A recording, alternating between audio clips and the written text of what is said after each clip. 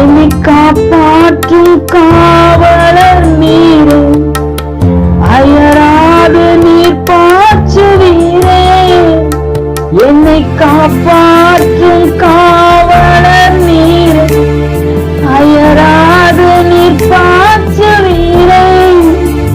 என் தேவைகள் யாவை சந்திப்பவரை, எந்த சேதமும் இன்றி காப்பவரை. என் தேவைகள் யாவும் சந்திப்பவரை, எந்த சேதமும் இன்றி காப்பவர்.